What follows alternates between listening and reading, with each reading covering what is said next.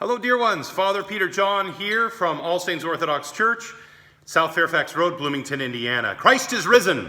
We talked yesterday about Elijah hearing the Lord speak to him in a still small voice, asking him the question, Elijah, what are you doing here?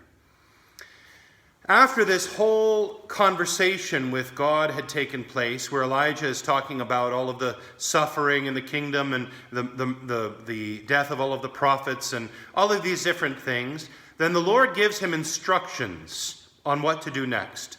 The Lord tells him to go and anoint this man as the king in Syria and this man as the new king in Israel.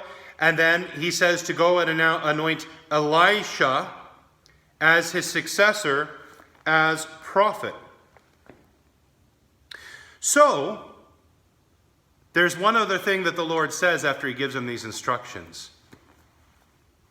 Keep in mind, remember this. Remember the question, Elijah, what are you doing here? And Elijah's response was basically, I'm the only one left, Lord. It's time for me to die. And what does God tell him? Listen to this. It's one verse. It is so easy to miss. The Lord says, yet I have reserved 7,000 men in Israel, all whose knees have not bowed to Baal, and every mouth that has not kissed him. How about that? How about that? Elijah, the prophet, was under the impression that he was really the last one. He was the last holdout. And by the way, he was a great man. I never want to put him down. That certainly is not my place. And he's a great man who holds an important place in the kingdom of heaven, as we'll get to tomorrow. But what I do want to point out is Elijah, although he was the prophet of God, he didn't have all the information. He thought he did. He had the information that he needed. And then he had a command to be obedient, given that information from God. And that's wonderful. However, he acted in fear. He retreated 40 days into the desert to Mount Sinai, where even there God says, what are you doing here? And now, after God has basically accepted Elijah's resignation, really, that's what Elijah was asking for. He wants to resign. The Lord accepts his resignation. It doesn't fall out of favor with the Lord, as we'll see again tomorrow.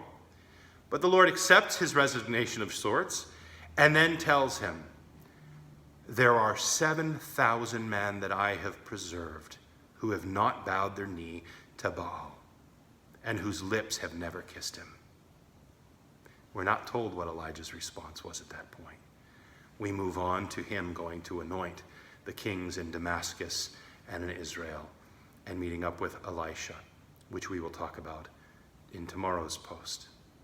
So brothers and sisters, let us always remember what we see is only the tip of the iceberg.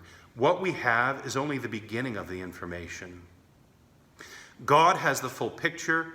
He knows what is happening behind the scenes, and everything that God does and allows is for the salvation and the edification and the sanctification of the most people. His desire is that all men would be saved and come to the knowledge of the truth. So may God bless us and grant us patience and help us always to remember that he knows what is going on at all times and in every hour, and to trust him with everything we have, with everything we are, even with our own life.